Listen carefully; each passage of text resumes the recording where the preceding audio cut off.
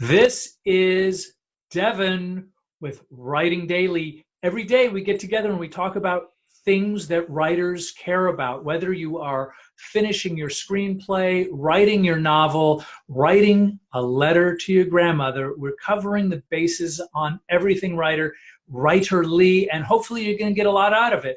My name is Devin Galladay. I'm the editor-in-chief of In the Know Traveler, and I am also the author of the forthcoming book, 10,000 Miles with My Dead Father's Ashes.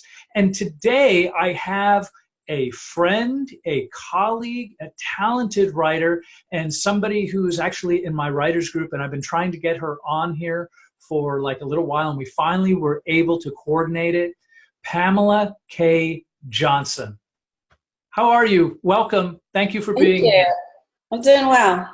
Oh, good. I'm so glad. So, and by the way, if you like what we're doing, whether you're watching us live or whether you are, joining us, at some point out in the internet, please ask a question. We'll get to them and make sure that you are writing better. I'm going to kind of turn over, just so you know who Pamela is, and I'm going to read a little bit of her bio, which is impressive and extensive.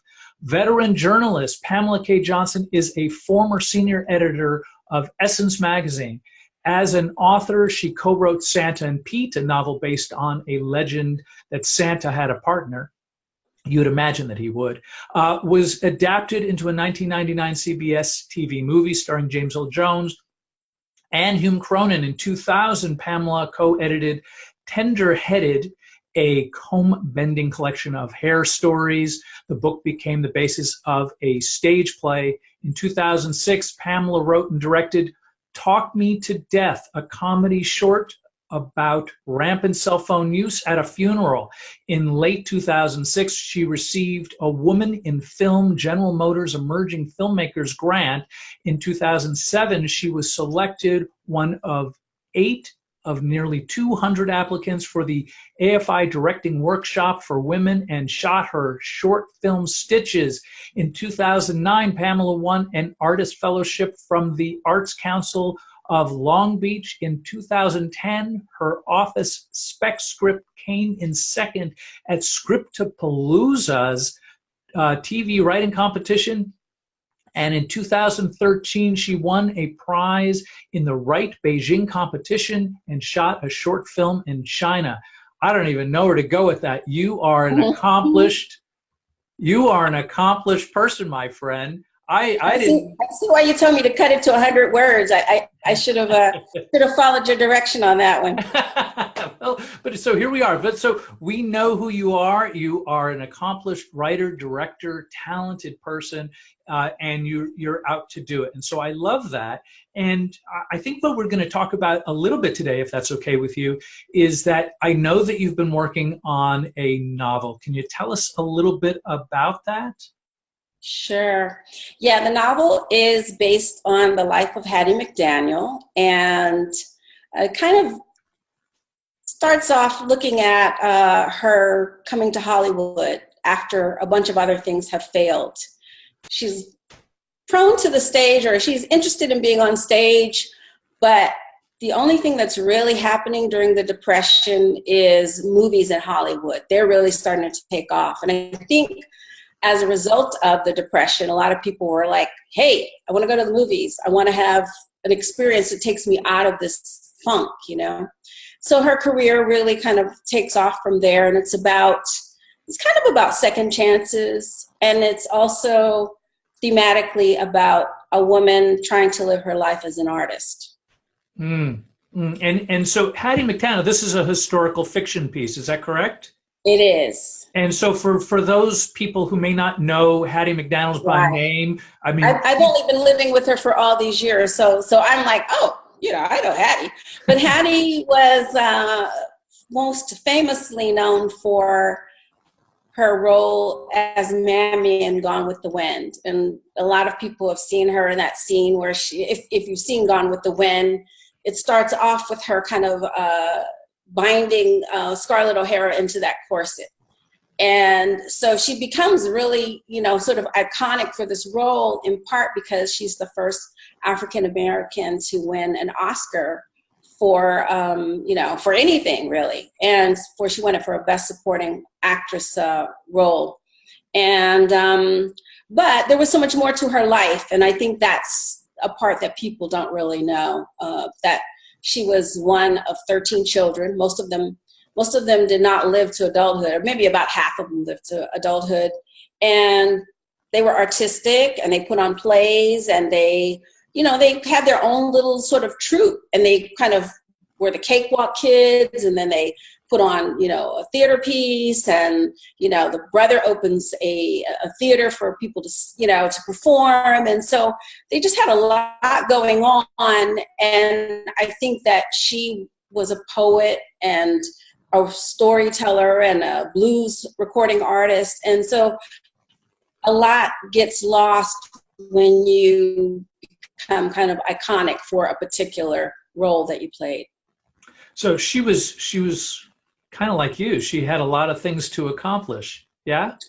Yeah, I think that's why I gravitated towards her, because I wanted to tell a story about a Black woman artist and the effort that it takes if you're not going to sort of use art as the thing that you fall back on, but the thing that you really put your full self into. And, and she had her ups and downs and worked sometimes as a domestic and, and had to just make things work. And a part of what I was telling you that I was interested in talking about was endurance, because you have to endure as an artist. You have to keep coming at it and coming at it and coming at it. And I think you don't get affirmed, I think, in the same way. Like I think of my, the guy who does my taxes. Like every year people go to him to get their taxes done. You go to the dentist. You don't have to prove yourself. You're an artist. You're consistently having to turn things out, prove yourself. And I think that, Hattie felt that pressure. And she also felt the pressure of staying within the money earning zone with art. Like she was blues recording artist, starving. She was working in a club, it went under. So it was kind of balancing out your quest to be an artist and your needs as a human being, making sure that you're taken care of in the ways that you can. And so anyway, circling back to endurance, I have been working on this since many years. I came upon it. And have written actually a lot of stories around it. Oh, sorry. That's all right. The show goes on. Situation going on. What's that? The show goes on. Sorry. That will play out momentarily. So apologies. Yeah, so I'll scoot over there and turn it off. Should I scoot or just? No, let's just keep going. Okay, we'll go. All right. So yeah, so I know I've used the word endurance because it just takes a lot, and I actually am, interestingly enough, up at a Dorland Mountain Arts Colony at a writing retreat right now, where I am working on my novel like hours and hours a day, and sometimes hours during the night, with my aim of getting this last draft, of which there have been many, many, many, done by this August. So looking to wrap it up. So what, if you don't mind me asking, obviously you've been working on it a very long time. Is there something in particular that you are looking to feel or sense to know that you have told the story to your satisfaction? I think that's why it's taken me so long, is because there's a character in it who's kind of her nemesis. And so I told it, one chapter him, one chapter her, back and forth. That didn't quite work. I started from the beginning of her life, the beginning of his life, went all the way to the end, too much. So I think the process of really getting much more acquainted with my story is kind of the reward of the endurance. It wasn't just this kind of thing where you land in a heat, but there every step of the way, every iteration of it I've written it as a screenplay, I've written it from his point of view. Every one of those adventures that felt like maybe it was the wrong path, or what the heck am I doing, or this is first person, third person, all these different things really help get into the pocket of what the parameters of the story are, what she's going for, the amount of him that I need in the book. So I think that all the suffering has been, I don't know there's been some suffering, let me be honest. But I think that all that I've put into it, has led me to feel a level of certainty that I'm like really, kind of in the final stretch with it now. And starting to look at, what I'm doing for an agent, and just that whole quest to take it from being this creative project that I've been working on to something that I share with the world. So do you think that, because I speak to a lot of artists, I'm sure you do as well, and I think there is a sense that you just have to churn it out. Do you know what I mean? Like you just have to move on to the next thing. And honestly, most of the writers that I am inspired by are the people who took a little bit more time than less. But you have any thoughts on this idea of just kind of like, because it sounds like you probably could have finished this project, at some point years ago. I mean, do you have any misgivings about waiting for your own appreciation to gel within the project? No, I don't. I feel that I feel like all the time spent is reflected in the story and how I'm able to tell it, in my understanding of this person, of my understanding of the times, of how to take what was going on in the 1930s and 40s, and how to, communicate it so a generation that's reading it, almost 100 years later can get a feeling for what these people were going through. So I think that it was almost like an education that I had to invest in to understand better who these people are, why their story mattered. And it's something specific to these folks, but it's also a very universal story about people, on a quest to really do what it is that they uniquely are called to do in the world. And I think that the piece is much richer for it. And I also have this, I think maybe because I'm up at an arts colony right now, I have this vision of my mind like it's a drawing with watercolor. So in my insecurity, I might have tried to overtell it and go longer and do this and be faithful to Hattie McDaniel. Oh my God, she has living relatives, a lot of things on my head that I had to kind of release. And I think that image of the drawing with the watercolor is, I'm doing a sketch of her life. I'm doing a section of it. It's not the whole thing. It's not the whole story.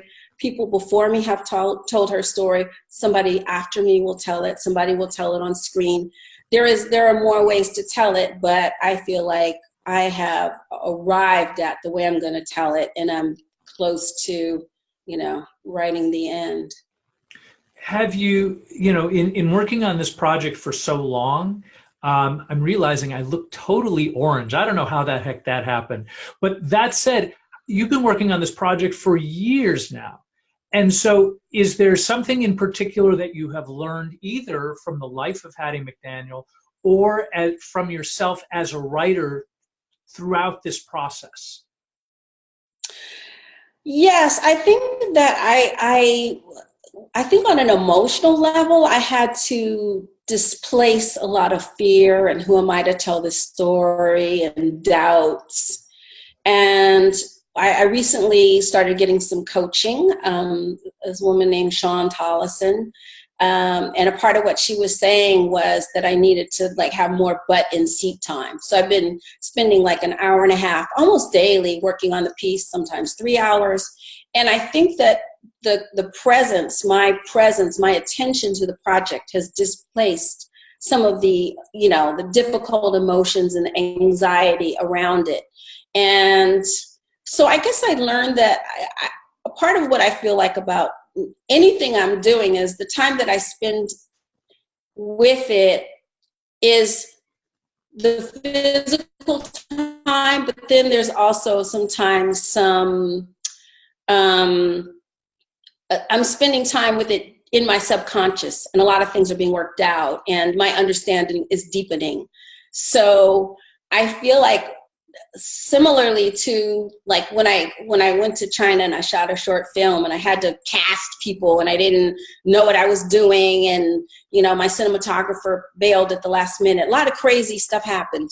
But on the other end of it, I felt like I can do anything. I felt a level of fearlessness. I feel like getting this novel done, saying I did the best I could, letting it go after this amount of time, there's going to be almost like a spiritual graduation of, wow, I did that.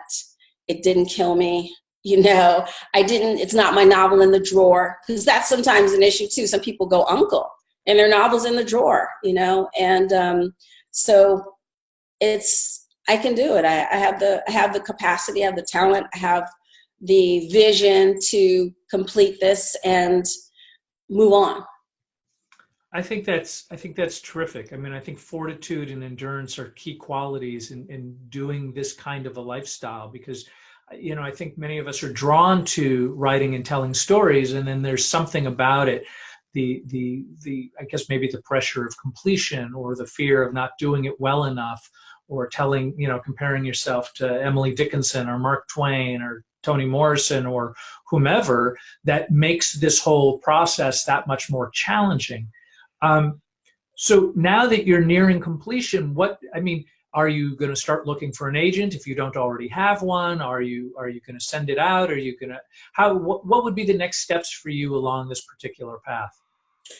Well, I'm starting to get the names of agents that I would like to send it to. I need to come up with a synopsis for it. I need to do a cover letter. And I actually have written a cover letter previously. I've written a synopsis. So I want to go back and revisit those and see what I think of them, how the novel might have changed since the last time I wrote that, what understanding I've gotten about how to share it, how to let folks know what it is and what they'd be getting and why it matters. And I also am starting to, soon supposed to be working with someone that you and I both know. She has a novel, I have a novel. We are going to come up with an agreement to read each other's novels, give each other feedback and guidance towards the best polished version of each of our projects. I think that's a great idea. I mean, I've talked about it here on Writing Daily before, but it wasn't that I wrote a first, second, and third draft and then started sending it out. I sent it to, I wrote numerous drafts, and then I gave it to other people that I respect, some people that I know well and some people I don't know well at all, to kind of cultivate the best version of the story as possible. And so obviously I'm gathering that this is an important step and process for you. Right. And I'll probably reach out to you and some of the other people in our writing group and in our writing world to come up with like the best practices for this part of the journey. Because, I've done some things along these lines before, but it's been a while and I need a refresher as to where things are now. And even asking people who they think would be, good agents. Part of what people suggest you do is to look at books that are similar to yours, read the back of them, see who their agents were. And, it's a big part of the journey. I think a lot of times people think if they get to the end of the project, if you build it, they will come, and you got to show them where you are for them to come. They're not like, is there a novel on this street? So you have to really kind of get your butt together, Yeah, no, that's exactly right. I mean, here's the truth of the matter. It's very, very hard to do what you are doing. It's very hard to just create the work itself to get the novel done. But then the next step, I think, isn't quite, and I'm certainly not saying this is a discouragement to anybody who might be watching. It's that this is a continuing process. It's not that it's like I place my final period and then you're done and then somebody's just going to swoop down from the sky. It's a, Right. you have to go after the market. You have to go after and from what it sounds like, you're going to be going after agents, correct? Because some people, Correct. some people like to just go with, see what's happening with a small press, or, one of the I think, 25 things you can do.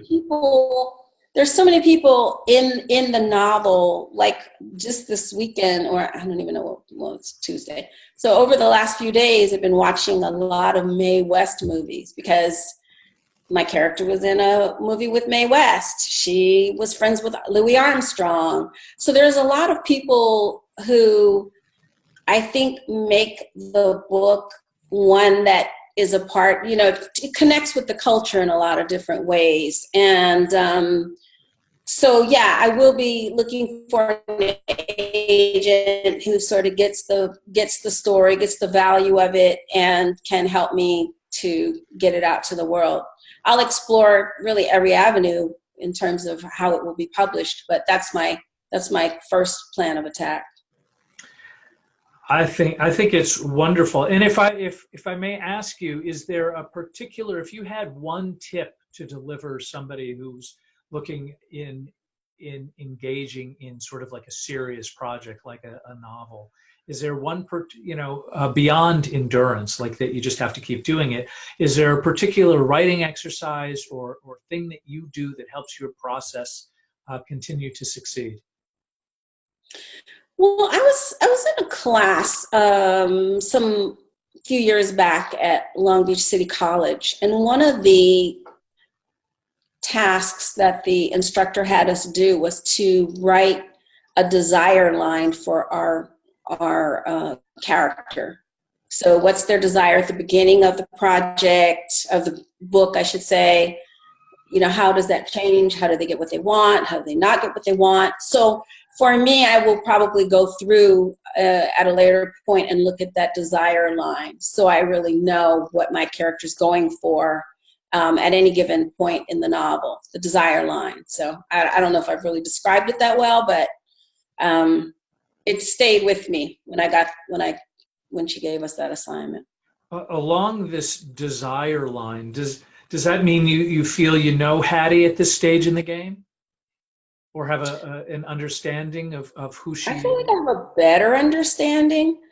I think that in fact, I'm having to again sort of share what a Black woman in the 1930s might be dealing with trying to contend with Hollywood.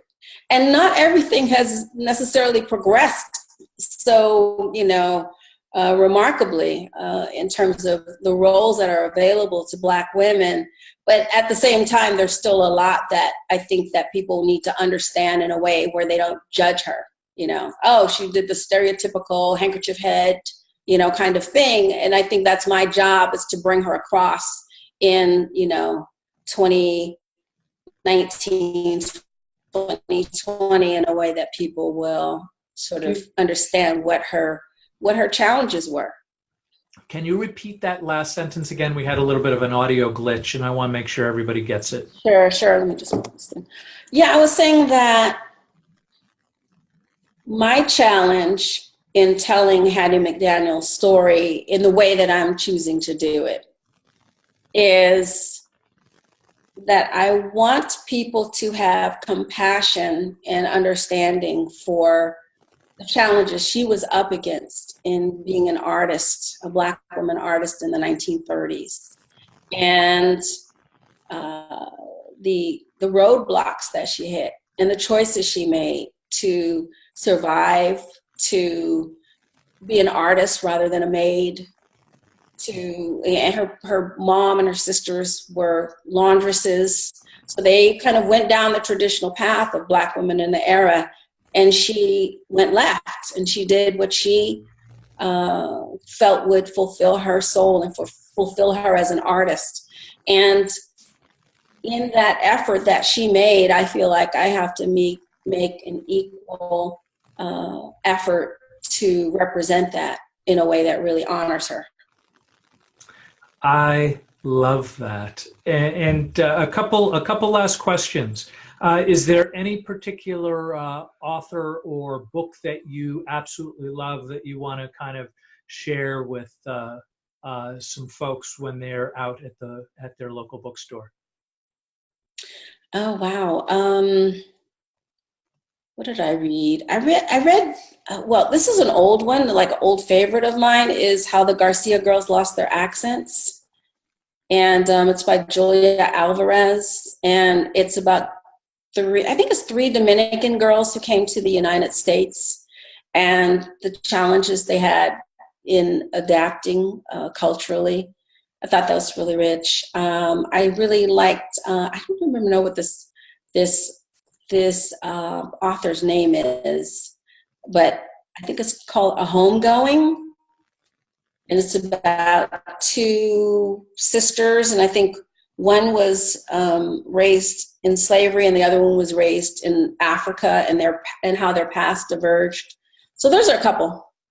I think that's great. And for somebody who's interested in learning more about you, or getting the lowdown of when your book about Hattie McDaniels becomes available, is there a way they can chase you down? Do you have a website or something? I have a website. I don't think anything's on it necessarily. I guess I do have some like Black history blogging that I've done, and I do have some Hattie McDaniel, probably 2 or 3 blogs that relate to Hattie McDaniel. It's PamelaKJohnson.com. It could be updated, the website, but there's a few nuggets on there.